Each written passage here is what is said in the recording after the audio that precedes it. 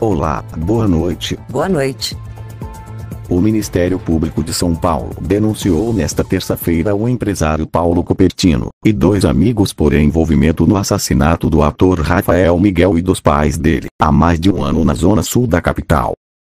Em um ano que está foragido, o assassino já teria passado por 300 endereços em 10 estados brasileiros, além de já ter ido para a Argentina e Paraguai. A promotora à frente do caso, Soraya Bicudo, acusou diretamente Paulo Cupertino Matias pela morte do ator Rafael Miguel e dos pais dele, João Alcísio Miguel e Miriam Selma Miguel. Outros 2 amigos do homem também foram denunciados, Eduardo José Machado e Vanderlei Antunes. Eles são acusados do crime de favorecimento pessoal.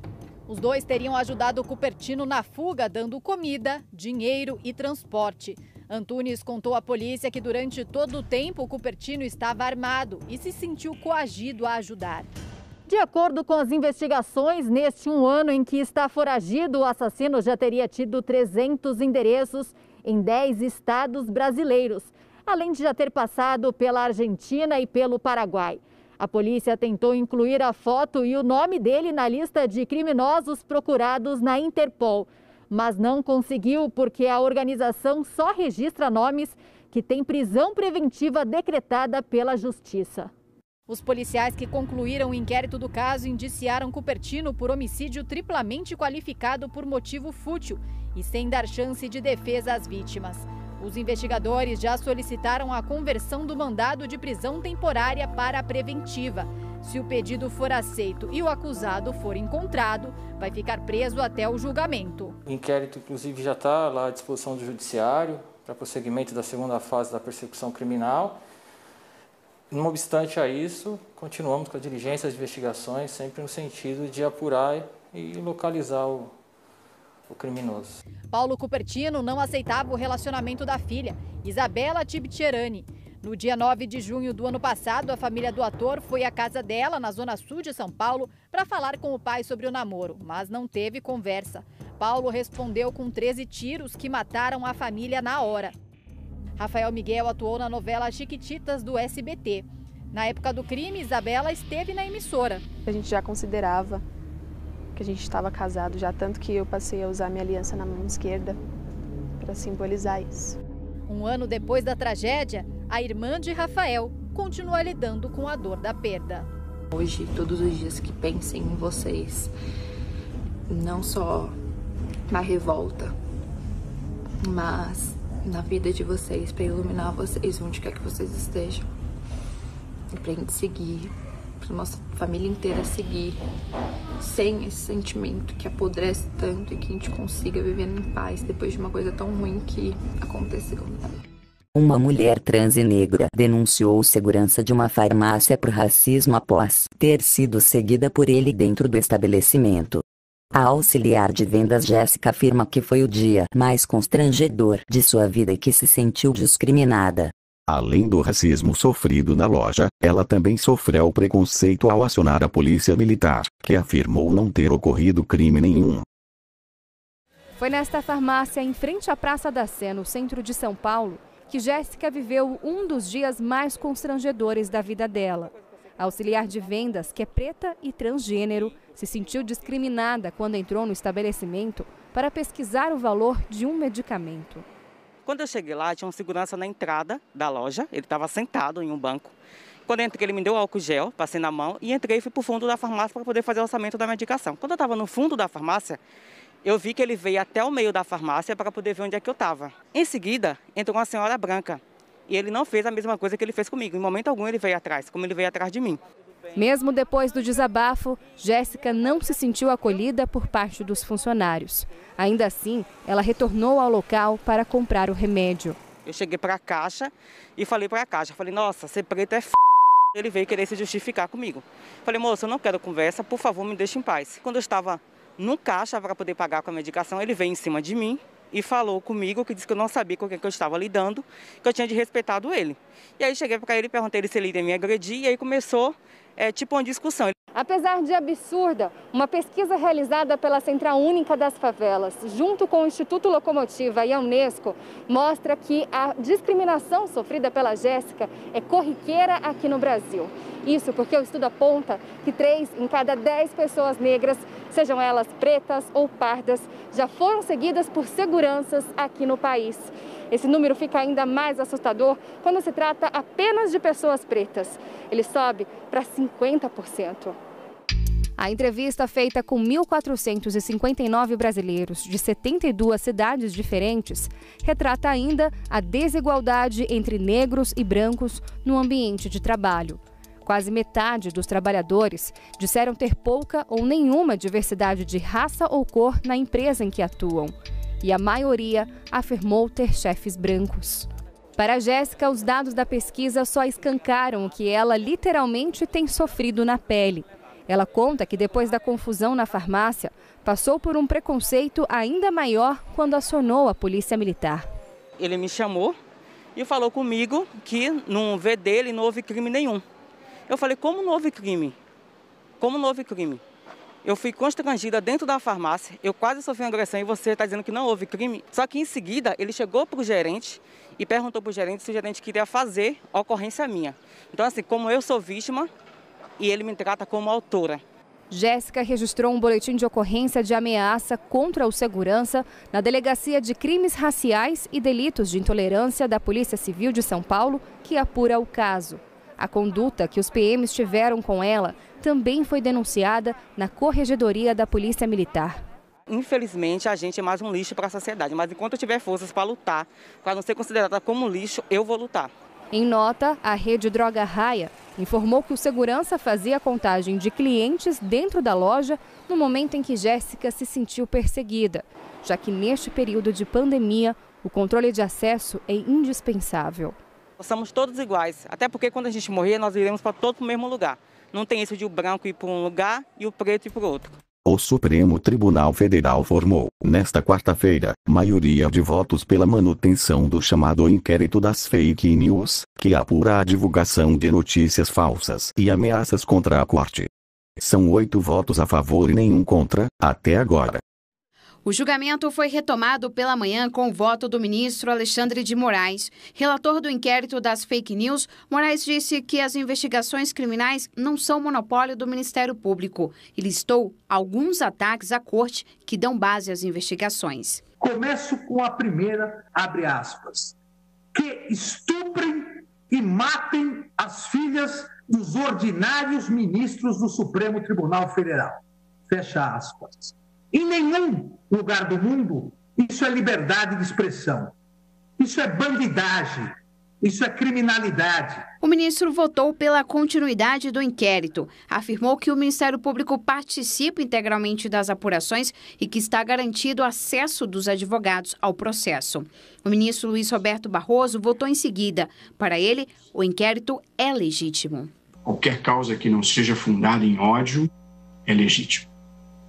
Mas causas financiadas de ódio, isso é bandidagem pura e é preciso reagir a isso. Grupos armados que fazem ameaças não são militantes. Os ministros Luiz Fux, Rosa Weber e Carmen Lúcia também votaram pela validade do inquérito. E assim, o plenário formou maioria para manter as investigações. Um dos fundamentos da República é o repúdio ao terrorismo. E esses atos que estão sendo praticados é o germe inicial de instalação no Brasil de atos de terrorismo. A democracia não pode ser deixada em desvalia pela ação de pessoas autoritárias, daqueles que pretendem a morte da Constituição para colocar a sua vontade pessoal, individual, seus voluntarismos à disposição de todos os outros. O julgamento foi suspenso após os votos dos ministros Ricardo Lewandowski e Gilmar Mendes e será retomado amanhã. Em outro julgamento, este no plenário virtual, o STF decidiu por 9-1 manter o ministro da Educação, Abraham Weintraub, como investigado no inquérito das fake news. O pedido para retirá-lo partiu de André Mendonça, ministro da Justiça. Weintraub passou a ser investigado depois de ter dito na reunião ministerial do dia 22 de abril que os ministros do STF são vagabundos e deveriam ser presos. Outra investigada em inquéritos do Supremo foi denunciada pelo Ministério Público Federal. Sara Giromini, conhecida como Sara Winter, pode responder pelos crimes de injúria e ameaça. A denúncia tem relação com vídeos e postagens em redes sociais contra o ministro Alexandre de Moraes depois dela ter sido alvo de busca e apreensão no inquérito das fake news. Presa temporariamente desde segunda após nova operação da PF, hoje Sara foi transferida para a penitenciária feminina do Distrito Federal. 3 em cada 10 pessoas consideradas negras ou pardas já afirmam já terem sido seguidas por seguranças em lojas. Além disso, para 94% da população brasileira, os negros têm mais chance de serem mortos pela polícia. Os dados fazem parte de uma pesquisa inédita, feita pela Central Única das Favelas, em conjunto com o Instituto Locomotiva e a Unesco. Jéssica nem podia imaginar que uma ida à farmácia viraria caso de polícia. E ela não é a única negra a se dizer vítima de uma vigilância diferente, baseada em preconceito racial. Eu sou negra, entrei na farmácia, o segurança veio atrás de mim. Em seguida entrou uma senhora branca e ele não vai atrás. Tem ações que falam mais do que palavras, certo?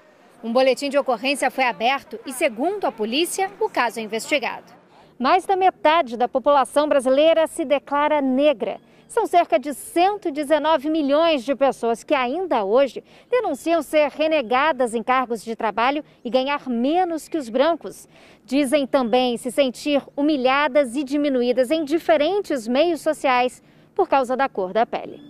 Nesta quarta-feira, a pesquisa As Faces do Racismo divulgou, entre outros aspectos, que a maioria da população brasileira sabe que os negros têm mais chance de ser mortos pela polícia e menos possibilidade de conseguir um emprego. A pesquisa, feita no início deste mês, ouviu quase 1.500 pessoas em todo o país e mostrou ainda que 3 em cada 10 negros já foram seguidos por seguranças em lojas. O salário de trabalhadores que não são negros é muito maior. 76% dos negros dizem conhecer alguém que já sofreu discriminação no ambiente de trabalho. A gente viu à frente sobre o racismo estrutural e infelizmente naturalizado no Brasil, um preconceito que está presente no dia a dia dos brasileiros. Nós conseguimos jogar a precisão estatística para a realidade que os negros e pardos sofrem cotidianamente no nosso país. José conta que a cor da sua pele fechou portas do mercado de trabalho mais de uma vez. E aí, naquela que eu passei com o último entrevistador, fui deixar minha foto e aonde que a moça falou, olha, agora é só mesmo a necessidade do banco e eles vão te chamar. Estou esperando até hoje, né? Foi com muita luta que hoje tem no currículo 2 faculdades, Administração de Empresas e Direito. E aos 44 anos, ele tem o seu próprio escritório. Ainda falta muito, né? Estamos ainda um pouco distantes de uma equidade, né? De todos poderem partir do mesmo ponto de partida. O medicamento que, segundo pesquisadores britânicos, é capaz de reduzir a incidência de mortes pela Covid-19, também está sendo estudado por cientistas brasileiros. Nesta quarta-feira, a Organização Mundial da Saúde comemorou a descoberta, mas pediu cautela. O sorriso da doutora Viviane se justifica. A notícia de que o medicamento dexametasona reduz a morte de pacientes com Covid-19 em estado grave, publicada esta semana na Inglaterra, trouxe esperança para o estudo brasileiro, em que ela participa com a mesma substância.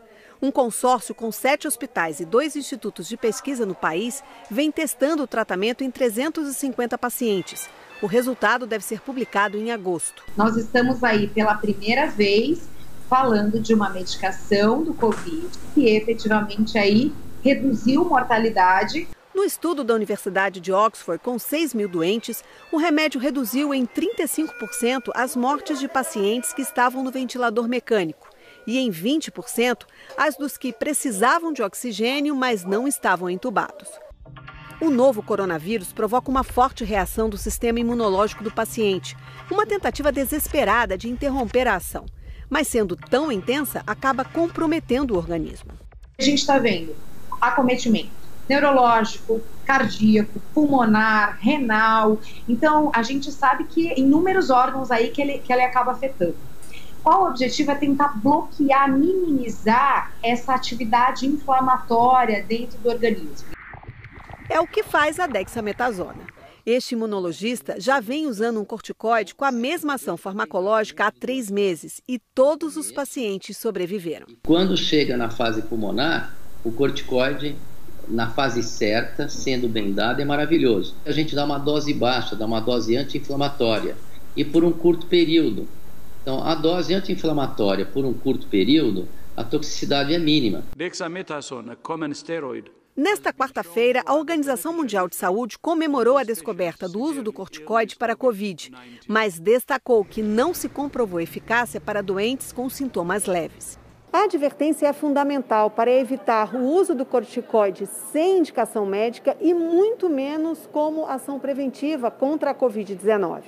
A dexametasona existe há quase 60 anos, mas a descoberta de um uso tão importante em plena pandemia é aquela injeção de confiança tão necessária quando se está doente. Era com que a Ângela sonhava durante os 32 dias em que ficou internada, 8 deles entubada. Ela já recebeu alta e se recupera das sequelas que a Covid-19 deixou nos rins, mas se alegra pelos que ainda estão em tratamento. Isso traz esperança, né? Para todos que ainda estão passando por esse processo. Eu tenho amigos que estão em UTI. A minha oração é que dê certo, né? E que várias pessoas sejam salvas, né? Em breve, a novela O Meu Pé de Laranja Lima estará de volta na tela do TB. Confira a chamada. Eles estão de volta para mostrar para você que a vida no campo promete muita diversão. Vem aí. Edição especial de O Meu Pé de Laranja Lima. No TB. Os exemplos de solidariedade em meio à pandemia provocada pelo coronavírus vêm ganhando destaque na mídia. Débora. É verdade, Leandro, e para ajudar ao próximo, uma jornalista resolveu trocar roupas de grife por cestas básicas. Já um empresário oferece flores em troca de mantimentos. As arrecadações serão doadas para famílias carentes. Assim que o coronavírus chegou no Brasil, a Meire se viu completamente vulnerável. Ela testou positivo para a Covid-19. Fiquei 3 semanas muito ruim, muito mal e passei por um processo interno de sofrimento mesmo, não só pela doença, dor física, mas assim, de ver as pessoas sofrendo, o que estava acontecendo no mundo, o que ia acontecer, essa incerteza toda. Foi aí que ela abriu o closet e resolveu praticar muito mais que o desapego, a solidariedade. A começar pelos vestidos de festa, que comprou para usar em ocasiões especiais neste ano. Vi os vestidos lá, eu falei, eu não vou usar esses vestidos agora. Os casamentos foram adiados, alguns foram cancelados e esses vestidos estão aqui. De repente, se eu postar, alguém vai se interessar e eu vou conseguir trocar por cesta básica. Foram 27 vestidos já no primeiro dia de divulgação. A ideia fez tanto sucesso que a jornalista passou a receber doações de cestas básicas de empresários que nem tinham a intenção de trocar por roupas e até a arrecadar peças novas doadas por donos de confecções que aprovaram a iniciativa e também quiseram fazer parte do movimento. Até agora, toda a arrecadação foi revertida em 950 kits completos de alimento distribuídos na Grande São Paulo. Eu estou feliz de fazer isso, muito feliz, está enchendo meu coração de alegria ser útil nesse momento. E foi pensando também em ajudar que o Roberto resolveu oferecer flores em troca de mantimentos. Ele começou o projeto sem grandes pretensões. Conversando com uma produtora que estava deprimida, eu falei para ela, manda uma Kombi de flores aqui para o meu espaço. E aí, graças à boa vontade dos amigos, né, do relacionamento, das redes sociais, em apenas 2 dias eu consegui vender uma Kombi de flores. E não são só o tempo e a mão de obra que o Rabelo tem doado neste momento tão difícil. Ele também cedeu o espaço da casa dele. Dá para acreditar que aqui, por exemplo, funcionava a sala de jantar? E agora quem entra na casa dele, mesmo que do lado de fora, encontra um verdadeiro jardim. Eu acho que está sendo, na verdade, um acerto de contas com a vida, né? Porque lá atrás eu tive tantas pessoas que mataram a minha fome, tantas pessoas que me ajudaram, então acho que é uma retribuição a tudo que a vida tem me dado. Às vezes você não tem algo material, mas algo, até uma oração. Parar o que você está fazendo, desejar que as coisas melhorem para as pessoas, isso já é uma ajuda.